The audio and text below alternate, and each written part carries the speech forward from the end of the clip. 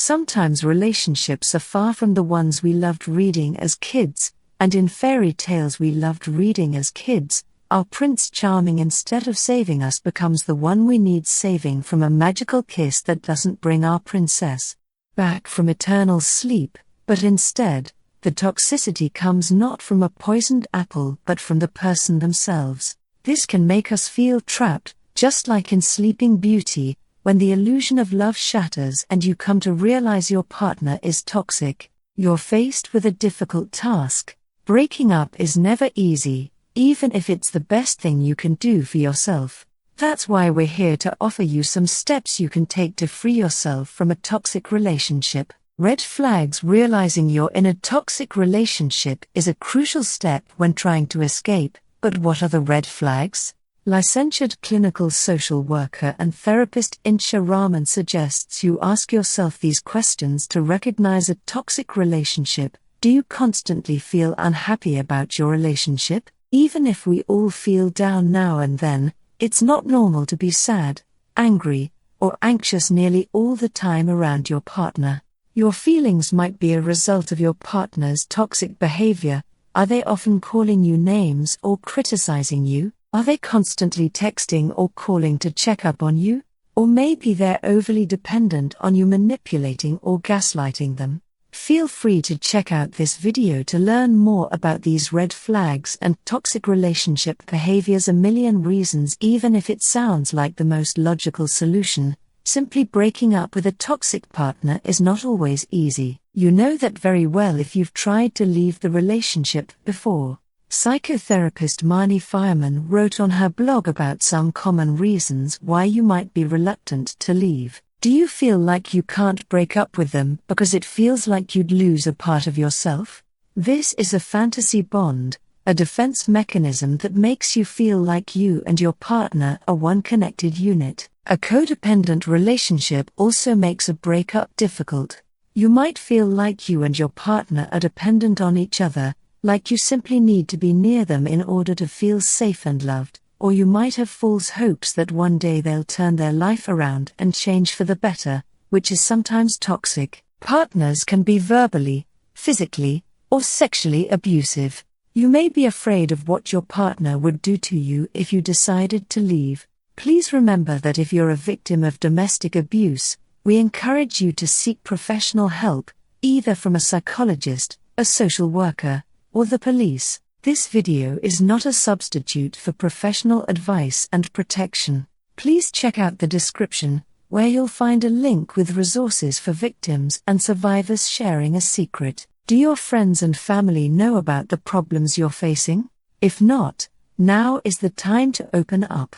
No matter how hard or embarrassing it may feel, you need a person of trust not just to comfort you but also to help keep you safe. It can be a family member, a friend, a colleague, or a professional. If you feel like you're not really close to anyone else, whoever it is, social support is crucial. A study published in the Journal of Counseling and Development in 2011 found that being connected to people around you can help you adjust and recover from your breakup. Skipping this important step might make it even harder for you, so make sure you share your secret with forethought after you've asked for help. Think about everything you have to do once you leave. This will not only help you be prepared, but it'll also make it real in your head, leaving little room for possible excuses. Do you need to pack your things? Do you need to stay at someone's place?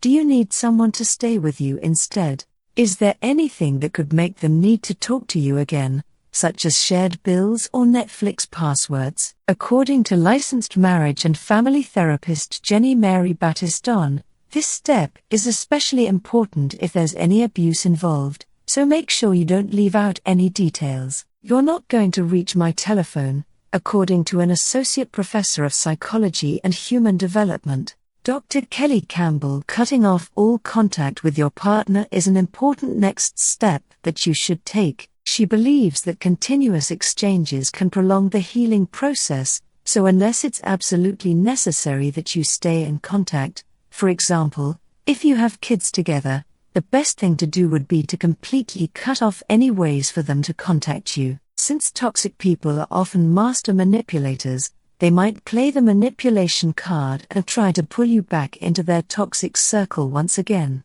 That's why it's important to take control and not let them get close to you again. On paper, breakups make us feel all the feels.